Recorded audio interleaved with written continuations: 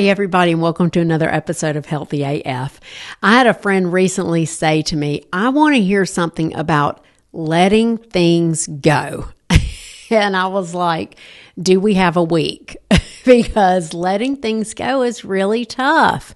It's really tough. And it's a key piece of your learning for anything you want to accomplish in your life. So I'm just going to tell you what I know about letting things go. For me, letting things go is actually harder than picking something up. Now, a perfect example is in our nutrition. I love nutrition examples. I've got a lot of them because I stink at nutrition.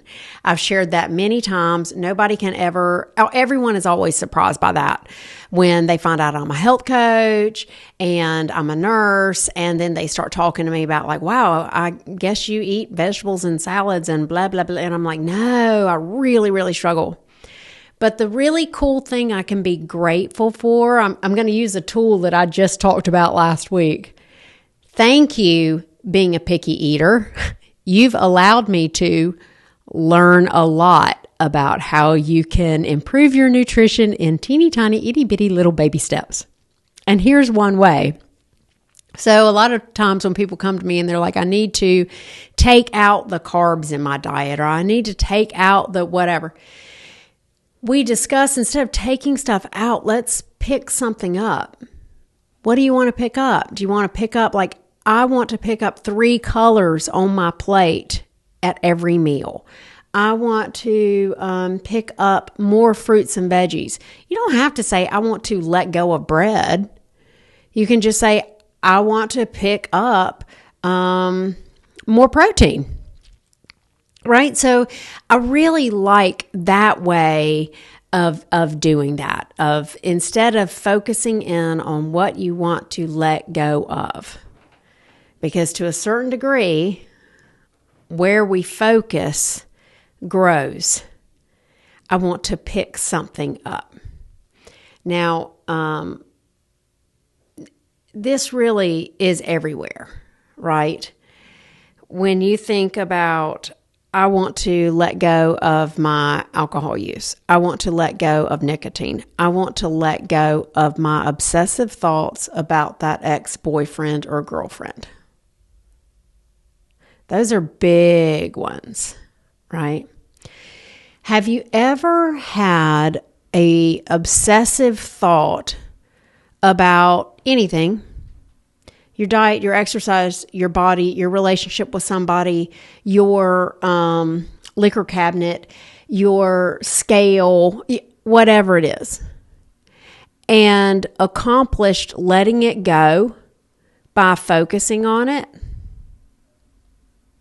Yeah, no, that's not the way that works, right? Have you ever had a craving and let go of it by putting all your attention on it?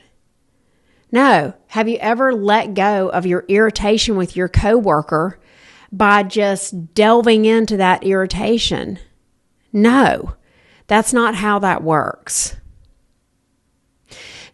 But have you ever shifted it by picking up something else? Now there's an idea. Typically here, I'm going to insert this carrot. You can listen to my other podcasts that talk about spirituality and divine help.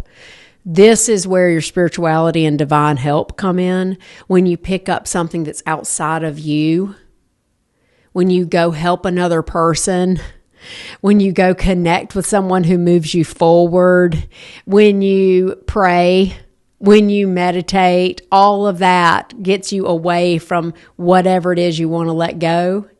And bonus points, it gets you with something that's bigger than you and more powerful than you. Okay? When you are attempting to let go and picking up a new thing and using your divinity and your spirituality, it's like an energy boost. It's like those little things that I guess the kids used to play the video games with the Mario Kart, and sometimes they would go super extra fast. I don't remember what those were called, but it's like the turbo boost or something. Your divinity and your spirituality, that's your turbo boost. But y'all can listen to another podcast on that. I've done plenty on those. So what does picking something else up look like? Okay, well, let's take obsessive boyfriend thinking or girlfriend thinking. Your ex-girlfriend, I don't know, moved across state, and you can't stop thinking about whether they're dating someone, what they're doing, do they miss you, are they thinking about you, are they still doing that horrible pattern that you hated about them, did they finally get over this? And your life force and all your energy is spent on all these thoughts about that person. There are so many things you can pick up. You can pick up the phone and call a friend. You can pick up an outdoor tool and go outside and do something else. Sometimes it's just that easy. Sometimes it is literally put something in your hand and do something with it. Preoccupy your brain and let that go by almost saying, I'm willing to let this go. I don't want to think about this anymore. And then going to do something else. Get busy with your hands. My favorite is realizing that I can't have what I really want in my life. I can't pick those things up until I put other things down. So the putting down, the letting go is harder for me, but the picking up is so enticing. I want to pick up shorts that actually fit me in the next month. So I'm going to pick up some fruits and vegetables and let go of my bread. No more yeast rolls. See how that works? I have to focus on what do I really want to pick up. What I really want to pick up is feeling peaceful and serene. Great. That's called faith. You can't pick up faith while you're still white-knuckle gripping fear. But sometimes you have to focus on picking up the faith before you're able to open up your hand and let go of the fear. So get clear on what holding on to whatever it is keeping you from picking up. If I say yes to shame, what am I saying no to?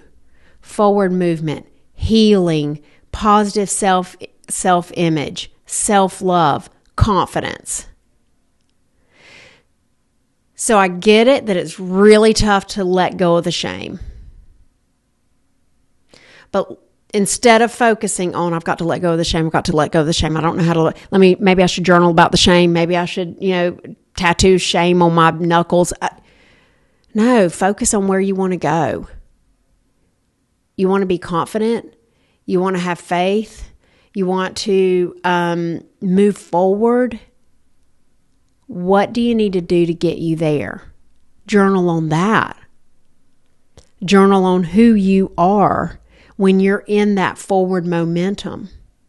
Are you persistent? Are you gritty?